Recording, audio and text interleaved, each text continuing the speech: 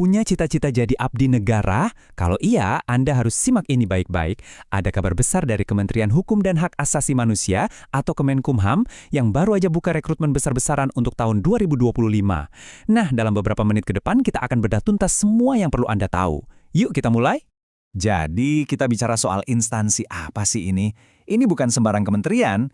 Kemenkumham itu ibaratnya garda terdepan penegakan hukum dan perlindungan hak asasi kita semua sebagai warga negara. Jadi, kerja di sini tuh bukan cuma soal tugas-tugas administratif biasa ya. Ini adalah kesempatan buat jadi bagian dari misi yang penting banget buat negara kita. Dan sekarang, angka yang paling ditunggu-tunggu. Kemenkumham kali ini gak main-main loh. Mereka membuka coba tebak. 500 posisi. Betul, 500 lowongan untuk pegawai pemerintah dengan perjanjian kerja. Atau yang kita kenal sebagai PPPK. Ini adalah peluang karir sebagai aparatur sipil negara di luar jalur PNS. 500 kesempatan yang tersebar di seluruh Indonesia. Ini salah satu rekrutmen terbesar tahun ini loh.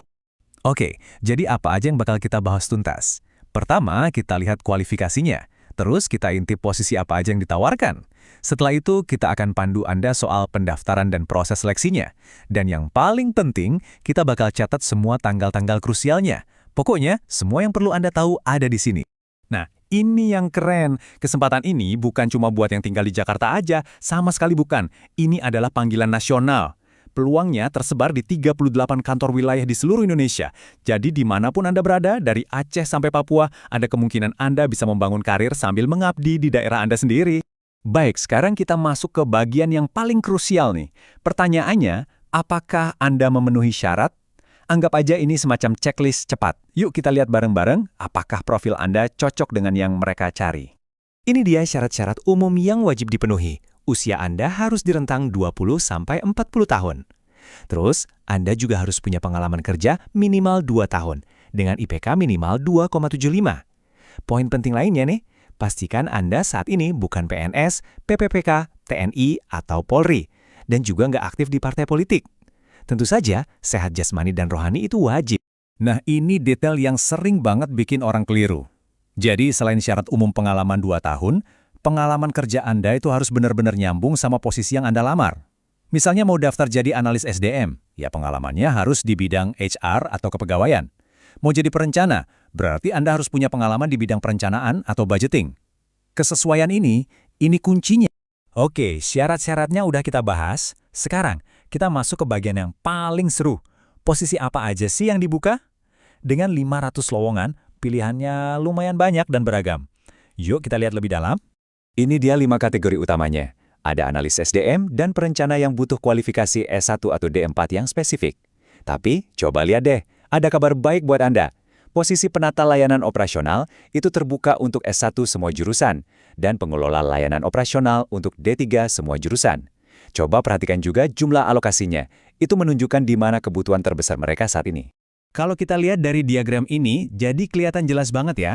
Hampir setengah dari total lowongan, yaitu 242 posisi, itu untuk analis sumber daya manusia, disusul sama penata layanan operasional.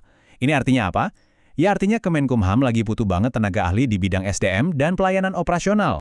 Oke, katakanlah Anda udah nemu posisi yang pas dan semua syaratnya masuk. Terus gimana? Nah, sekarang kita masuk ke bagian teknisnya.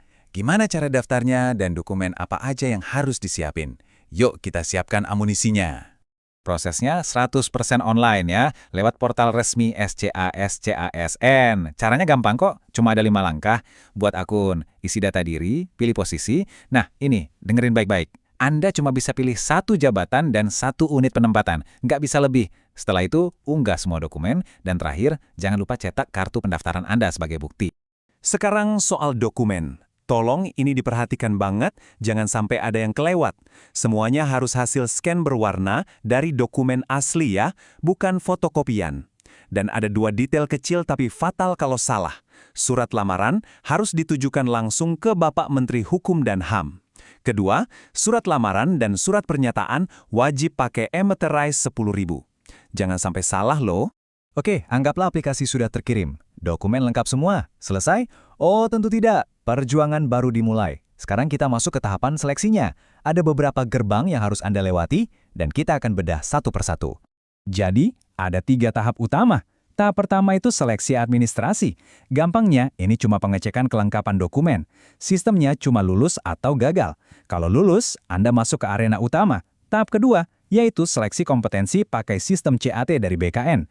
Nah, kalau Anda jadi salah satu yang skornya tertinggi di sini, Anda akan diundang ke babak final, yaitu tahap ketiga, tes esai tertulis. Terus gimana cara mereka nentuin siapa yang lolos di akhir? Nah, ini formulanya, transparan banget. Skor akhir Anda itu gabungan dari 50% nilai tes CAT dan 50% nilai tes esai tambahan. Adil banget kan? Bobotnya 50-50. Jadi performa Anda di kedua tes itu sama-sama penting.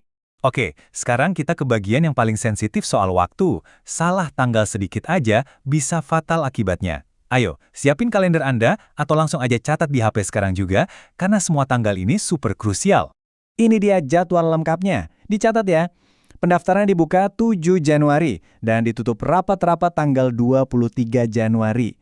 Cuma sekitar 2 minggu loh, jadi jangan ditunda-tunda. Tes CAT-nya pertengahan Februari, tes tambahannya akhir Maret, dan momen puncaknya, pengumuman kelulusan itu tanggal 11 April. Ada satu hal lagi yang super penting, dan ini langsung dari pengumuman resminya. Dengerin baik-baik. Seluruh proses seleksi ini gratis, tidak dipungut biaya sepeser pun. Kelulusan Anda itu murni hasil kerja keras Anda sendiri. Jadi kalau ada oknum yang nawarin bantuan dan minta bayaran, sudah pasti itu penipuan. Jangan percaya. Nah, semua informasinya sudah kita bedah bareng-bareng. Dari syarat, posisi, cara daftar, sampai jadwalnya. Pertanyaan terakhir sekarang kembali ke Anda, apakah Anda siap untuk mengambil tantangan ini dan membuat perbedaan nyata lewat pelayanan publik? Jadi, langkah selanjutnya apa? Pastikan Anda hanya cari informasi dan mendaftar lewat sumber-sumber resmi ini ya. Website Kemenkumham, portal SSCASN, dan pantau juga Instagram resmi mereka. Ini kesempatan emas untuk membangun karir yang berarti. Persiapkan diri Anda sebaik-baiknya dan semoga sukses.